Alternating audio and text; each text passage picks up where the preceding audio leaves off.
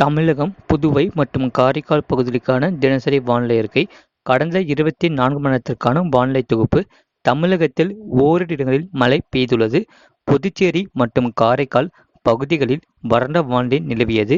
அடுத்த 7 தினங்களுக்கான வானிலை முன்னறிவிப்பு மற்றும் எச்சரிக்கை. தமிழக பகுதிகளில் மேல்நிலவும் வளிமண்டல கீழடுக்கு சுழற்சியின் காரணமாக அடுத்து வரக்கூடிய நாட்களில் தமிழ்நாடு, புதுச்சேரி மற்றும் காரைக்கால் பகுதிகளில் ஓரிரு இடங்களில் இடி மின்னலுடன் கூடிய லேசான மழை முதல் மிதமான மழை பெய்யக்கூடும். சென்னை மற்றும் புறநகர் பகுதிகளுக்கான வானிலை முன்னறிவிப்பு. பொதுவாக வானம் ஓரளவு மேகமூட்டத்துடன் காணப்படும்.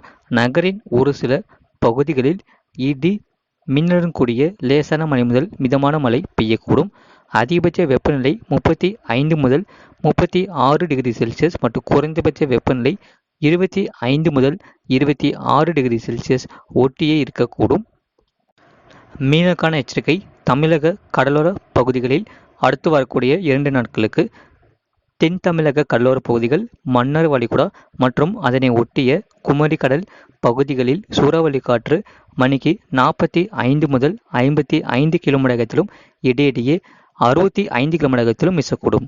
வங்கக்கடல் பகுதிகளில் தென்கிழக்கு மற்றும் அதனை ஒட்டிய தென்மேற்கு வங்கக்கடல் பகுதிகள், மத்திய கிழக்கு வங்கக்கடல் பகுதிகள் மற்றும் அந்தமான் கடல் பகுதிகளில் சூறாவளி காற்று மணிக்கு 40 முதல் 45 கிலோமீட்டர் வேகத்திலும் இடையிடையே 55 கிலோமீட்டர் வேகத்திலும் வீசக்கூடும்.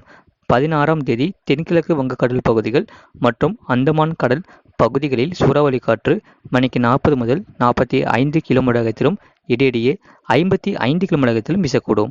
மேற்குறிப்பிட்ட நாட்களில் மீனவர்கள் இப்பகுதிகளுக்கு செல்ல வேண்டாம் என்று அறிவிக்கப்படுகிறார்கள். வட தமிழக கடலோரம் மற்றும் டெல்டா மாவட்டத்தில் ஒரு சில இடங்களில் மிதமான மழை முதல் கனமழை பதிவாக வாய்ப்புள்ளது. அதே போல வட தமிழக உள் மாவட்டங்கள் மற்றும் தென் மாவட்டத்தில் ஒரு சில இடங்களில் மிதமான மழையும் ஓரிரு இடங்களில் கனமழையும் பதிவாக வாய்ப்புள்ளது. மேற்கு தொடர்ச்சி மலையை ஒட்டிய மாவட்டத்தில் ஒரு சில இடங்களில் மிதமான மழை பதிவாக வாய்ப்புள்ளது. இனி எந்தெந்த தேதிகளுக்கு கனமழை பதிவாக வாய்ப்புள்ளது அதை சொல்ல பார்க்க போகிறோம். வானிலையை முழுமையாக கேளுங்க. மறக்காம லைக் பண்ணிக்கோங்க, சப்ஸ்கிரைப் பண்ணிட்டு பாருங்க.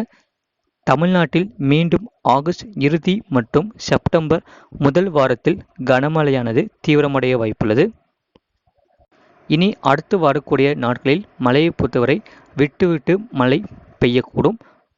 பொதுவாக மாலை மற்றும் இரவு நேரத்தில் மிதமான மழை முதல் கனமழையும் பதிவாக வாய்ப்புள்ளது. ஒரு சில மாவட்டத்தில் அதிகபட்ச வெப்பநிலை பொறுத்தவரை பாளையங்கோட்டையில் 39.9 டிகிரி செல்சியஸ் பதிவாகியுள்ளது. கடந்த 24 மணி நேரத்தில் பதிவான மழையின் அளவு மதுரை மாவட்டம் 7 சென்டிமீட்டர் பதிவாகியுள்ளது. காஞ்சிபுரம் மாவட்டம் 6 சென்டிமீட்டர் பதிவாகியுள்ளது.